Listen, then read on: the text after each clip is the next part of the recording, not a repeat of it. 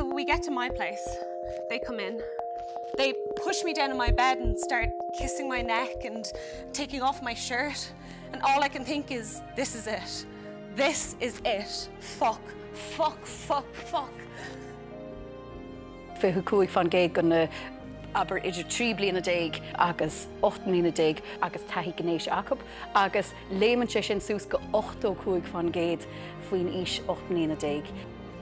There are lines that are drawn by the law, but then there are a lot of factors that play into how somebody understands an experience that they had, what counts as assault versus rape.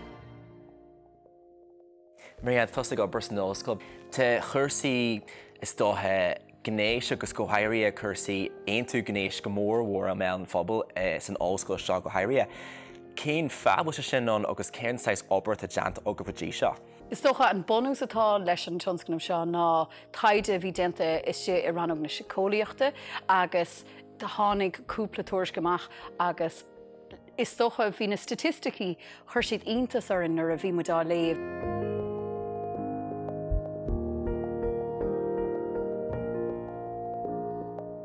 Bhreathnaí muidir an drama tá grin an tá sé dréire ag páirteanna tá sé ósa go mbeidh céir atá sibhse ag éirí go ghlacaí an loch fécin bhaid héis arcéir. Faoi aon tú gnéis go banúsach atá sé agus tá sé i dtaile le na cineálacha gnéis a déadcha bheith ag Maclean Ollscoile agus iad an seo agus is dócha an cad nó an aon tú áil rih ré agus go bhfuil daoine sásta go agus an cad sin a lureg mar chuid nádúach gon fróisis. So tá sé ceapan tá sé just faoi like actrí granóir agus dóir a féad le eiscint ar aon like ihe amach sa chláiste.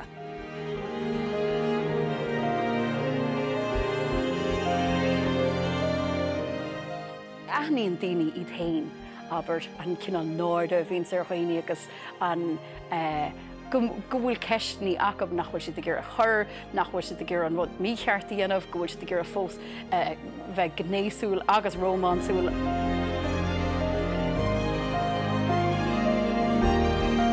Caithe tú seiceáilisteach, caithe tú bheith cinnte go bhfuil sé ceart go leor, go bhfuil an duine eile sásta tuairt faoi, nó go bhfuil siad go bhfuil plé idir na daoine seachas léimteach.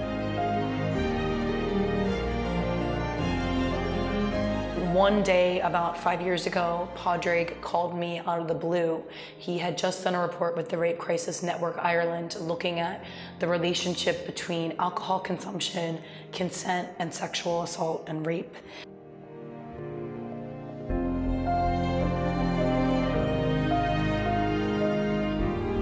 So in that moment, the collaboration was born. So we have the play, we also have the Smart Consent workshops, heterosexual, but it's also LGBTQ+ stories that are being told so that everyone can find themselves somewhere, that everyone can get some tips about how to communicate better with their partners, whether it's a new partner, whether it's somebody you've been in a relationship with for a long time. We're not making judgments about whether or not you should be having casual sex or only sex in a relationship. If you don't want to have sex until you're in marriage, that's grand too.